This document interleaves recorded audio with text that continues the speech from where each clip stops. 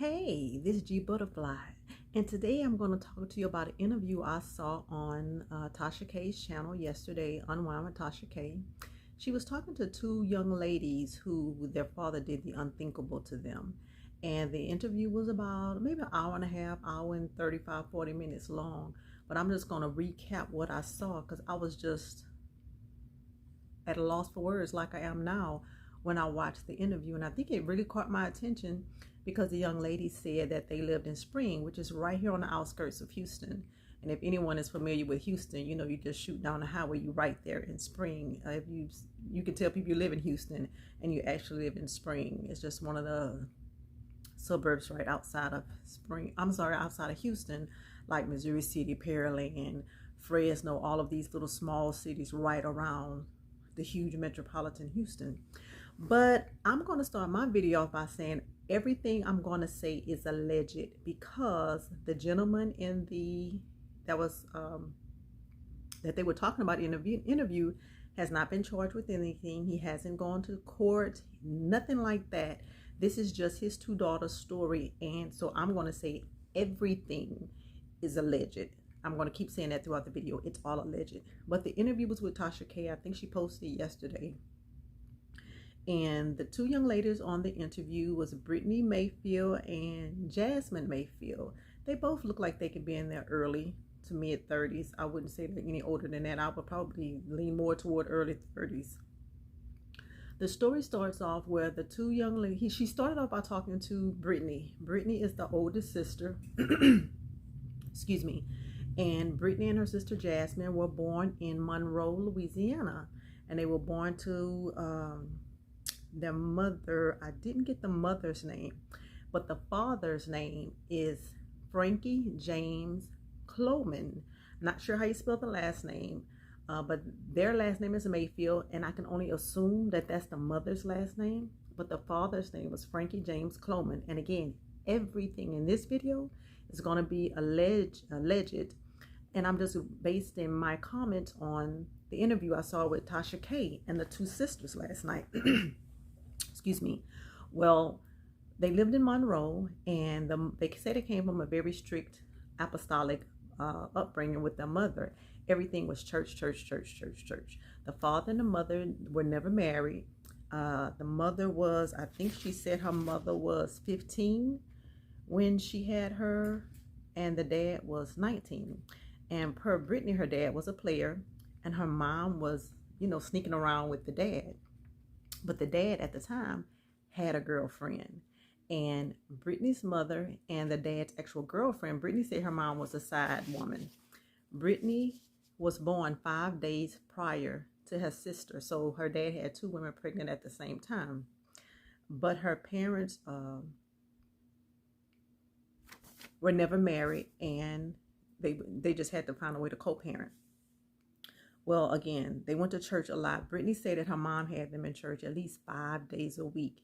Brittany said she felt like it was obsessive. They only could wear dresses, and everything was just church, church, church, church, church. And Brittany said she just felt like it was too much. And the church was a little small storefront church. And again, she said she had a very strict upbringing. Again, she said her sister is 5, not the sister that's in this interview, but the sister from another lady is 5 days. She said she was born March 15th, so I'll take it that her sister was born March 20th. Now, Brittany says she and her father, Frankie James, share the same birthday, March 15th. And she said her dad used to physically abuse her mother, although they were not together. And she said her dad would constantly call her mom and try to get her mom to take him off of child support because he was tired of them taking child support out of his check.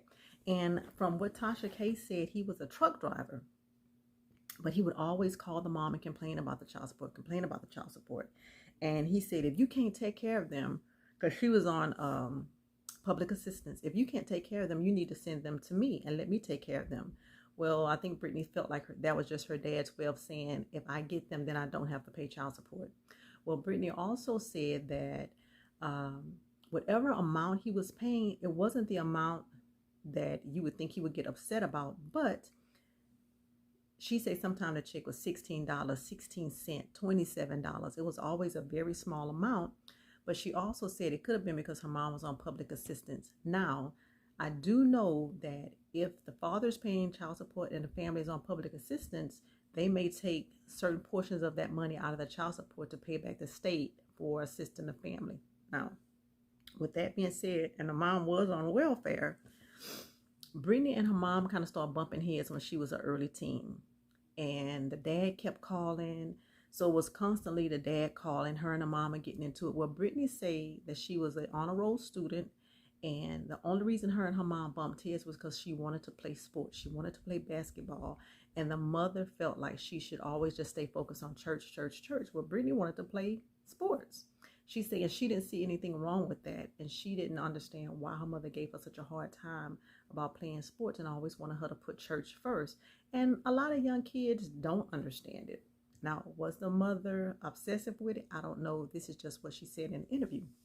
Well, at that time, she was kind of bumping heads with the mom because she said she would go and play basketball, and I guess would kind of suffer whatever consequences she had later for not going to church. Well, the dad and the mom talked about it, and the mom decided, you know what? So much is going on with Brittany. We're going back and forth. I guess she's not minding. So go ahead and take them. So Brittany said that she and her sister Jasmine were very excited about going to the big city, Houston, but it was actually Spring, Texas. They were excited because they had never went anywhere. She says Monroe was a very small rural town, and for them to come to the big city, it was like an adventure, and they had never stayed with their dad before. And they were coming to stay with their father, and he was married to a young lady named Erica, and they called her Poppy. That was her nickname. She's a nurse somewhere. And they came to stay with the father and his wife, who also had children. Now, when Brittany came, she said it was about 2002. She was 13, so that meant her sister Jasmine, who was 2 years younger, had to be 11 years old.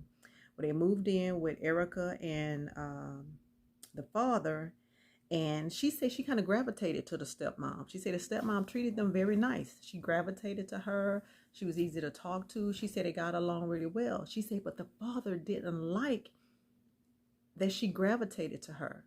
She said for whatever reason, she never understood why the father didn't like the fact that she gravitated to Erica, and they had a decent relationship. And she said that the dad told the mom, these are my kids. You know, don't tell me anything. Don't say anything about, these are my kids. You worry about your kids. So I was like, oh, wow, that's interesting when you're a blended family. But she had children for him. Brittany said that Erica, who they call Poppy, has been with her dad her entire life. So I can only assume the children that he was referring to was his own biological children. But he looked at Brittany and Jasmine and told her, these are my kids. You don't have anything to do with these two. So that should have put them in a very strained relationship from the time that the girls got there. But again, Brittany did say that the stepmom treated them nice, and she really liked her. So this is where the story gets interesting, because Brittany says she started going to school. She met some friends, and she asked her dad, can I go with my friends? No, she said her and her dad was talking about Kappa Weekend. If anybody's from the Galveston, Houston area, you know, back in the 90s, early 2000s, Kappa Weekend was the thing to do. Now, was it a place for a 13-year-old girl to go? No, in my opinion, no, it's not. It was for grown people, and it used to get a little outrageous. But anyway, that's neither here nor there. The story is about her asking her dad if she could go to, with her friends, to Kappa Weekend to Galveston. And the dad started telling her about everything that goes on. And the stepmom was adamant that she didn't want her to go, that she didn't think it was right for her to go. And the dad decided to let her go with her friends. Well, she went with her friends. She said it was just, you know, it wasn't that big of a deal for her. She had just met some new friends at school, and I guess wanted to kind of acclimate to the area and just hang out with her friends.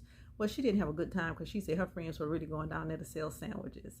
So they were going down there to be weekend entrepreneurs. And to a certain degree, I'm not mad at that. But I thought that was funny when she said they were going down to sell sandwiches. Well, the dad would call and check on her, and he heard boys in the background. And the dad say, hey, I thought you were going with your friends. She say she had no idea that the two friends were going to bring their two boyfriends and they were going to be selling sandwiches, because she didn't know what to expect, because she really had never did anything. So a lot of things that Brittany experienced, she was really naive to it, because she lived a somewhat sheltered life in Monroe, she said, because there wasn't anything to really do there. Well, anyway, I'm going to bring the story, I'm sort of bring it, go a little bit faster. The next event that came up, she asked her dad, because she go to Six Flags. Here in Houston, it was called Astro World, if anyone is familiar. She asked her dad, because she go to Six Flags. The dad said, well, I don't know if I can trust you, because when you went down to Capitol, you went with boys, and how do I know you wasn't having sex with those boys? So Brittany said she thought that was strange that her dad would say that to her. She said she told her dad, I wasn't down there having sex. I didn't know they were taking those boys. I'm still a virgin. So the dad said, well, if you want to go to Six Flags, you're going to have to get, the word he used was, when she asked to go with her friends, he said, you're going to have to get checked. That's what she said. Her dad said, you're going to have to get checked. She said, oh, okay, I'll go to the doctor, because he wanted to see if she had sex. And she was like, okay, I'll go to the doctor. She said, again, she was just so naive. She just wanted to go to Six Flags. That's a huge amusement park. And I'm sure they didn't have anything to that magnitude in Monroe. She says, so the next day on the bus, remember, she has a sister that's 5 days younger than her. She said the next day on the bus, she was excited about the possibility of going to Astroworld, and she was telling her sister, and she said, and Dad said I had to get checked. And she said, have you ever had to get checked? And she said her sister said, yes. And she was like, oh, okay. Well, she said her sister said yes, but it was embarrassing. And she said she didn't understand why her sister would say that. And her sister would say, yes, it's embarrassing. So she asked her sister, what do you mean embarrassing? She said, her sister said, I don't want to talk about it. And she said at the time she was thinking, why would she not want to talk about it? She said, but she just kind of let it go. Well, long story short, as it was getting close to the weekend and time for her to go to Astroworld, she told her dad, hey, did you make the doctor's appointment? I need to go to the doctor to get checked, because I want to go to Astroworld. He said, well, you don't need to go to a doctor. And she said for a second she thought that was a little strange. She said, but her, the 15-year-old girl, 14-year-old girl, she didn't think much about it. He told her, my wife is a nurse. She can check you. And she said she thought, why would she do that? Anyway, got closer to the end of the week. More days had passed. And she said, hey, am I going to get checked? Because I want to go to Astroworld. And he said, well, my wife isn't here. She's going to work. I'm going to have to check you. And she said she was a little surprised. Why would he say something like that? So he said, well, if you want to go to Astroworld, you're going to have to get checked. And Erica isn't here. And I took notes because I wanted to make sure I kind of kept up with everything. And he said, I'll check you. And she said, she told her daddy, no, I'll just wait. I'll wait for Erica. And he was like, girl, I'm your dad. Ain't nobody looking at you like that. Why would he even use that phrase with his own daughter? But he told her, pull your pants down. And she said she did, because her dad told her to pull her pants down. She just wasn't thinking. And she said, he told her, lay back. And she said, okay, well, maybe this is what he mean when he have to check me. And she said her dad inserted one finger into her private area. And she said she kind of pushed him back, and he was like, be still, I got to check you. And so he placed 2 fingers inside her private area. Now, when I was watching this young lady do this interview, and I was like, that's sick. I mean, that is some sick shit right there. And again, all of this is alleged, because the father hasn't been charged with anything. He hasn't gone to court. This is just based solely on the interview that the 2 sisters did with Tasha K on Unwind with Tasha K. All of this is alleged. I'm just giving you my thoughts on it. And just a quick overview of what she said. She said that he removed the 2 fingers and he told her, lay back. And he inserted his private into her private area. And she said she was pushing him off, telling him to stop. And he told her, lay back, in an authoritative voice.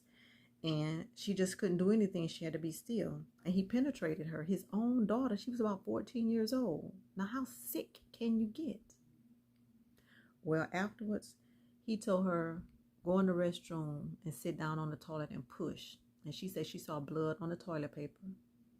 and she just didn't know what to think. She say she knew that what her dad did to her was wrong. She say she knew it was wrong. She say, and she stood up, and the dad told her again, go sit on the toilet and just push.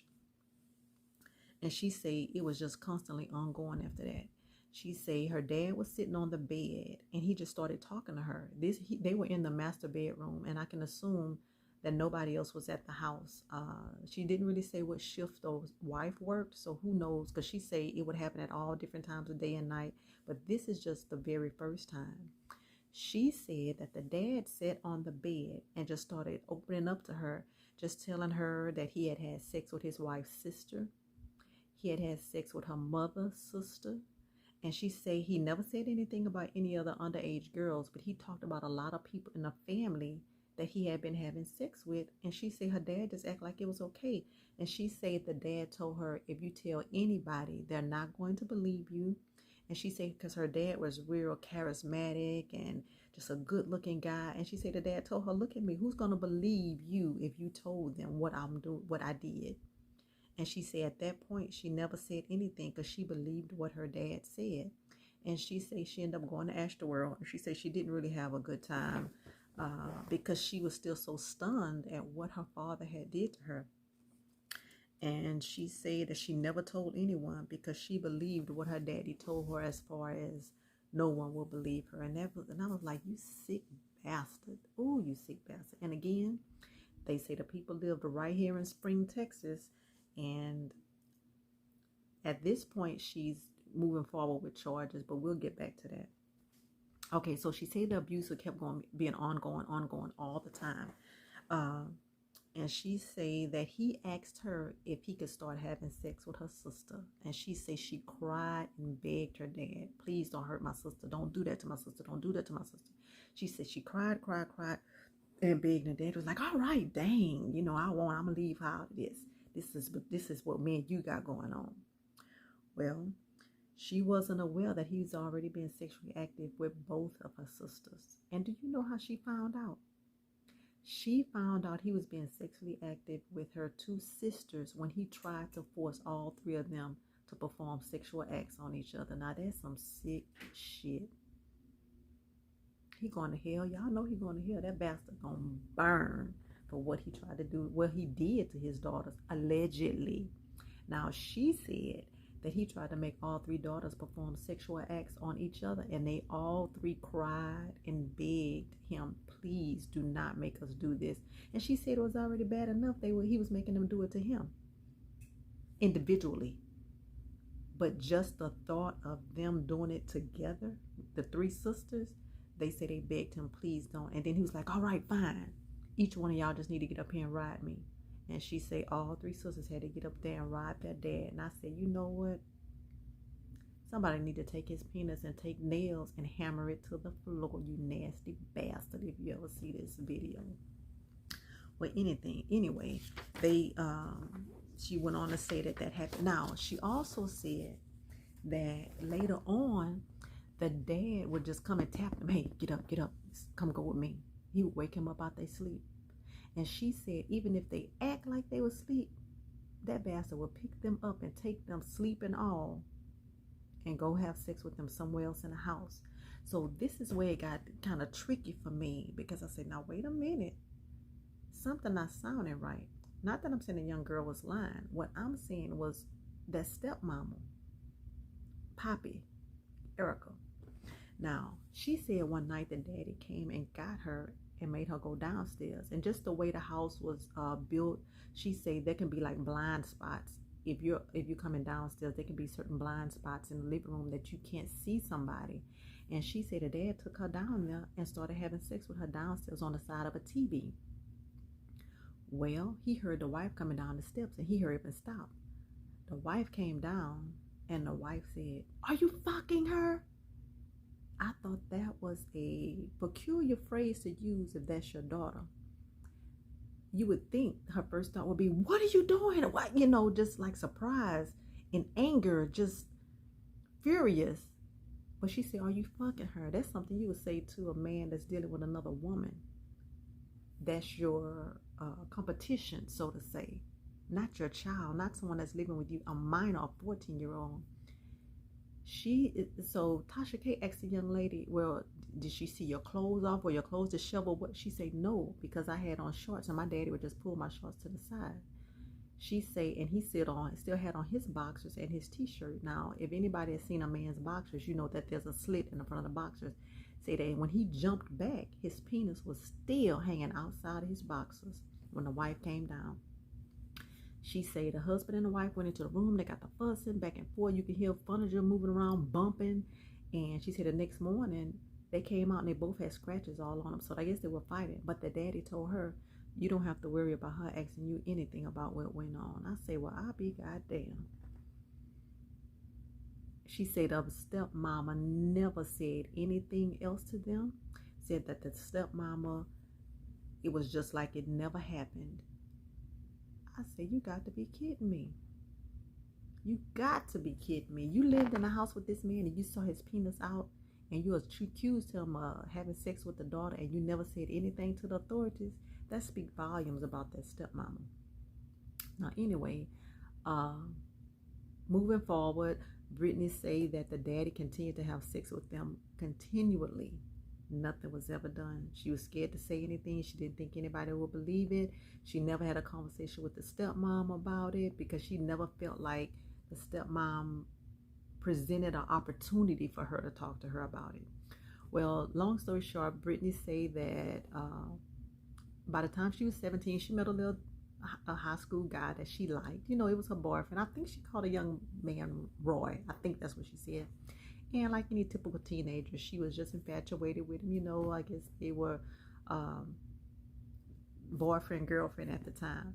And she said she snuck him in the house and had sex with him. And the only way everybody found out because his baseball hat was left in the house. And the daddy flipped the fuck out. The daddy asked her, are you having sex with him? Did you have sex with him? And she said she told her daddy, yes. The daddy told her, get out. You got to go. You can't be in my house having sex with some guy. And she said it was 3 weeks before her 18th birthday and 3 months before she was graduating high school. And she said she asked her daddy, can I at least stay 3 months until I graduate? He told her, no, you got to go. See, her daddy packed all her stuff in a plastic bags, put on the bus, shipped her back to Monroe, Louisiana. Well, when she said she went to Monroe, Louisiana, she told her mom, and the mom took her to the authorities to file charges. And they started the case in Monroe. Well, since everything happened in Texas, all of the investigation, everything had to happen in Texas. She said that because her sisters wouldn't corroborate her story, it made it very hard because she was trying to leave them out of the story and tell her story, so it came across as unbelievable because the sisters did not want to testify against the dad because they were still living in the house and wasn't sure what he would do to them. So the case kind of got dropped. Also during the interview, Brittany did say that when she went back to Monroe and her mom took her to file charges against the dad for allegedly sexually assaulting her, it came out in the town that this is something that the daddy had speculation around him from the early 80s. She said it was speculated in the town that he was doing all kind of sexual things to women. Now, if it was minor girls, she didn't say that, but she said that that was a talk around the town, that this is something that he had been doing for a very long time. I was like, wow, this is just a sick dude. And why didn't somebody say something? So I thought that was a little interesting.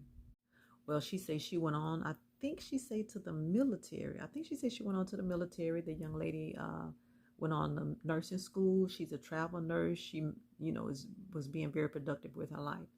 But come to find out, Tasha talked to the sister, Jasmine, and Jasmine was 2 years younger than Brittany. So Jasmine sat down and Jasmine said that the dad was raping her as well. She also didn't know about Brittany being raped until the dad tried to make them all have sex together. They said the other sister's name, but they bleeped it out, which I thought was a good idea because that sister wasn't coming forward. So there was no reason for her name to really be put out there to the masses. But what tore my heart to pieces is when she said, this is Jasmine, when Jasmine said, Tasha asked her, did you ever get pregnant by your dad? And she said yes, and she broke. When I tell you that young lady cried, and you can tell that was years of built up emotion, anger, fear. That lady cried so hard that just ripped at my heart. And she said she had never told anybody that she ever got pregnant for him.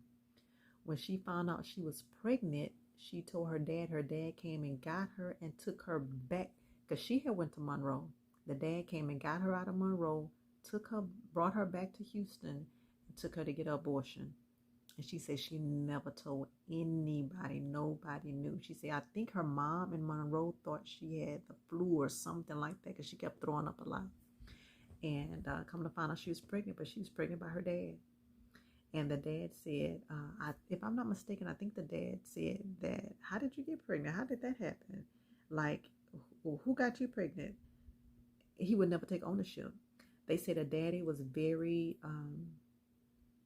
would kind of just blow off if they said anything about it because he didn't see anything wrong with it. So at this time, I think he was still married to his wife. They say the mom in Monroe was always very, very depressed. And they say the mom is still dealing with depression. I don't know what that's about. You know, that's the mom's story to tell. But they did say that the mom knew nothing about what was going on. And when she did find out, she did take them to the authorities. Both sisters said that they had been getting therapy. And the therapy was helping them. And Jasmine said that she doesn't know if she want to have children because she's afraid to have children. A part of her wants to, a part of her does not. She said because this is such an ugly, cruel world, and the way she was raised and what she went through, she said she would hate for another child to have to experience anything like that.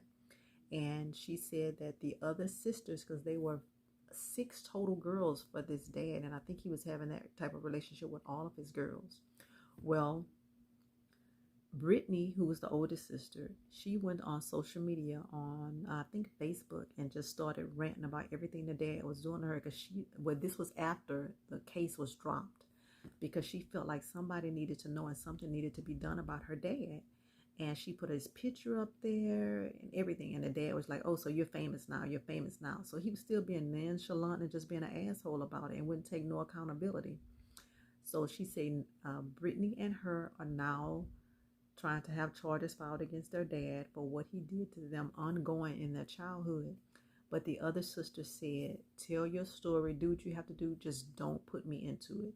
And they say they have to respect the fact that the other sisters do not want to be a part of their case against their dad for allegedly sexually assaulting them the whole time they were living with him as a minor. Now, one thing Jasmine did say is that if she had children, she wouldn't bring them around her dad. And Brittany said she has a daughter. And she also said that she told her daughter that her dad is dead. She said she don't even want her daughter to know who her dad is. And she just would never take her child around her dad. And she said that she's had to have counseling because it has affected her in her relationships. Being intimate with men, and when she had a child, she was afraid to a certain degree that the child's father would do something to her daughter. And she said she really had to get counseling for that because her daughter's father is a good guy and would never do anything like that to their daughter. But psychologically, those things kept going through her mind and it was having an effect on her. And so Jasmine said that she also had to go through therapy. She said that when she was in high school, she was trying to stay active in a lot of different things in school to keep her away from home because that's where she felt safe at school. That was her safe space because she went back home. She said she knew it was just ongoing sexual abuse from her dad. It was just constantly ongoing. So when I heard this story, I was like, oh my God. Can you imagine having to grow up in that environment? And I know it happens. You know, it happens to people every single day, but this man was a monster for allegedly, and I'm going to keep saying alleged because this man hasn't been charged with anything, but those 2 sisters say that they are definitely getting ready to just push until somebody listens to them and charges are brought against their dad because they feel like their dad should be arrested and incarcerated. And if he did what they are alleging that he did, hell yes, his ass should be incarcerated. How do you rip your daughter's lives apart like that? It's okay for you to just abuse them in that manner. And they said it was ongoing. He did it anytime he felt like. He didn't give a damn. He did it. And I'm really concerned about that wife. What was she thinking? He had 6 daughters, and I think he had a son. I'm not certain, but I know Jasmine said it was 6 girls, and he wanted all his girls to come and live with him. And I say that is sick, sick, sick. And when I saw that interview with Tasha K, I was like, my heart went out to those 2 sisters. I'm telling you, my heart went out to those 2 girls. I shouldn't say girls because they're grown women. I'm assuming they're early 30s. The sister Jasmine went on to college, graduated, got a master's degree. She's now working for the federal government. But you can tell she is still more emotionally fragile based on what we can see, what I saw. She seems to be a little bit more emotionally fragile than Brittany. Brittany seems to be the strong one, like, I'm going to get his ass and I'm dealing with it better than Jasmine. You can tell Jasmine still is very, very emotional about it, and rightfully so. So I just wanted to come on and just talk about what I saw on the Tasha K interview last night. It blew me away to hear that young lady tell her story about the monster of a father she has. And I just pray that they find justice, they find peace, that father, if he did what they're alleging that he did, that his ass is locked up forever. And I pray that those other sisters find peace as well, go to counseling, because that's not normal for a man to allegedly sexually abuse all of his daughters the entire time that they was growing up and nothing was done. But that's all I got. This just touched my heart, and I just wanted to come on here and talk about it. And make sure you take care of your kids, hug them and protect them. And if somebody seems like they're not doing the right thing by your child, please remove that child out of that person's life, or more than if anything else, move that person out of your child's life. Because as parents, it's our responsibility to ensure that our children are safe at all times. I don't give a damn who it is. Mama, daddy, sister, brother, cousin. Keep your child safe. All right, that's all I got. This G Butterfly coming.